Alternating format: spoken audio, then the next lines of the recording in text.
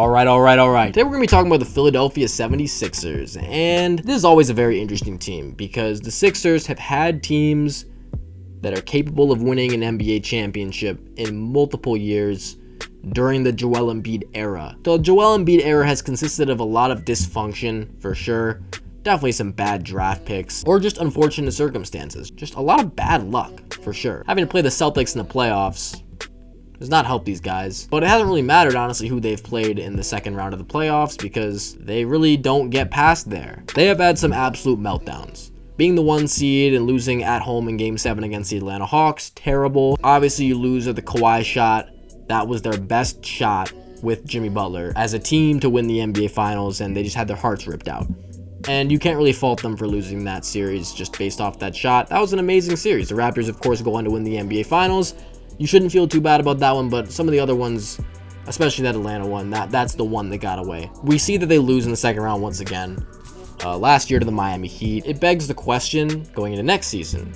After an offseason I would describe as effective, are the Philadelphia 76ers a contender? This previous season, going into the playoffs, I don't really know if they were taken very seriously. Like, we all knew that the Celtics and the Bucks, I don't know, no one really took the Heat seriously going into the playoffs, and then they were a shot away from making the NBA Finals, so it wasn't exactly totally black and white who was really a contending team and who wasn't. I guess we did know that the Bucks were, but did people really think the Celtics were going to be the team going to the finals starting the playoffs? I mean, a lot of people thought the Nets would beat them in the first round, not me, but a lot of people did think that the Nets were one of those teams to beat going into the playoffs. They didn't even win a single game. So I think it was definitely difficult to really determine exactly which team is a contender, which team isn't. And so coming off an offseason, I do feel like you look at the NBA landscape and so many teams have a roster on paper that is capable of making the NBA Finals. For instance, look at the Eastern Conference. Boston Celtics have gotten better.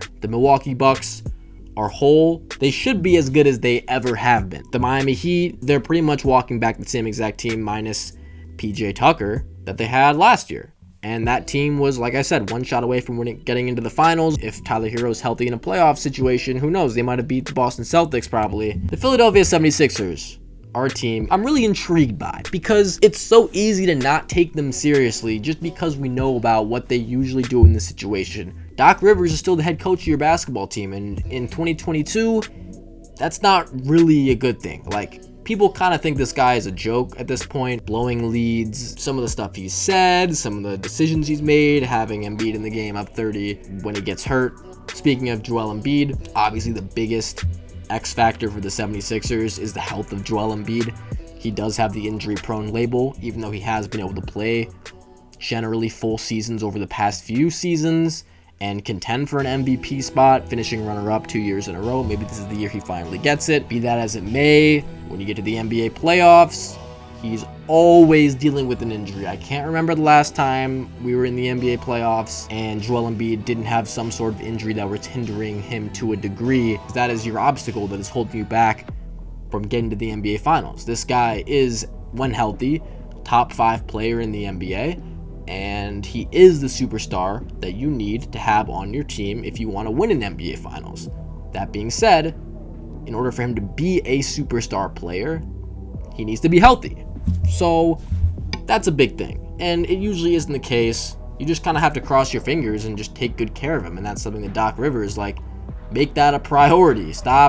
Don't have him in the game up 30. Don't take any risks. You have to protect this guy. He is fragile. Generally speaking, as far as superstars are concerned, he's definitely more on the fragile end of the spectrum, and you got to take good care of him. If he isn't healthy enough, you're not going to win. Now, apparently James Harden is as bought into the idea of winning an NBA championship as he ever has been. He did take a pay cut, which is an honorable thing, which does mean he has his head in the right place. That being said, I have heard a lot about this hamstring issue. Is he going to be any different than he was at the end of last season? He was a disaster in the NBA playoffs this year. We have to see a bounce back. If we're going to take this team seriously, he's going to be their second best player. If he's not their second best player, it means Tyrese Maxey has to take a step, and that's a lot of pressure for a guy as young as Tyrese Maxey to be the second guy on this team. And I honestly don't see anything happening for this team if James Harden isn't the second guy. I am really big on Tyrese Maxey. I do think he is a very dynamic player. But if James Harden isn't an offensive powerhouse player, I mean, that backcourt isn't going to be able to guard anybody anyway. You got to be able to outscore the opponent. So you're going up against the Boston Celtics. Can James Harden be an effective version of himself against Marcus Smart? Can he be an effective version of himself against Jrue Holiday? Now, going into a playoff series against this team, let's just assume that he is as healthy as he can be in a playoff series against the Celtics, against the Bucks. He should have his way. He should be dominant. But the Sixers are not going to beat those teams if James Harden isn't an all-star level player. At least, the very least. And I just don't see him being an all-star level player in those series, given the types of players he's going to have to go against. I was already down on him last year in Philadelphia. They kind of stumbled into the playoffs. It didn't really get much better in the playoff. They did play really well against the Raptors before Embiid got hurt, for sure. I'm not going to say the potential isn't there. I do want to touch on the moves they also made in the offseason, like PJ Tucker. That is a great addition for a team like this. Daniel House is not really that notable, but D'Anthony Melton for me is backcourt guy that can guard multiple positions. Guy can hit the three, he can make plays, play defense. Just a very good all-purpose role player that has playoff experience that I think can thrive in a role like that next to star players. So big double thumbs up on the D'Anthony Melton signing for sure. And PJ Tucker too. PJ Tucker's 37 years old. Regardless, he will help the team. I mean, he is going to be really important. He changes a lot. Like I said before, with Harden and Maxey having to guard guys, a guy like PJ Tucker can come on the floor and actually guard some of those backcourt guys because he is a very versatile defensive player. And Matisse Thybulle, if he can develop even an inkling of a three-point shot, he can be able to stay on the floor. We already know what his defense is like. I don't have them on that same tier as the Bucks and the Celtics. Like, those are teams with championship experience. The way their team is ran. Theoretically, the Sixers have the pieces to put together a championship team. If they end up in the NBA Finals, I wouldn't necessarily be surprised. It's just not what I thought would happen. Like, they would have to put it together. They would have to make strides during the year and really come into their own as a group, as a unit, and gel. And Doc Rivers, he might be the problem in the end. If they lose, it might be because of something he did. Even still at this point, James Harden and Joel Embiid, regardless of how talented they are or how good they look during the regular season of this year, we can't be fooled. I know Joel Embiid does get hurt, but he has not had the playoff run. Like the signature playoff run that will define a player, he hasn't had it yet.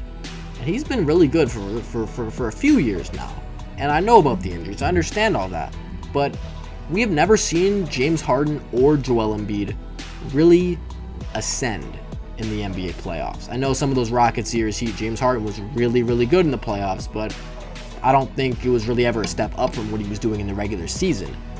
Joel Embiid, it's injuries a lot of the time, right? But I mean, that's the thing. Injuries happen. A lot of guys are playing through injuries and toughness. And Joel Embiid is tough. He's played through the injuries, but for a guy like him, where so much of his game is predicated on footwork and finesse, he is huge, he is strong, but he's not necessarily a bruiser type player. He's more of a finesse player in his frame. I'm not buying this team as an NBA championship contender at this point. The answer is no to the question at this moment. That doesn't mean that I can't be swayed by what I see, but it will be hard to sway me because I understand James Harden and Joel Embiid.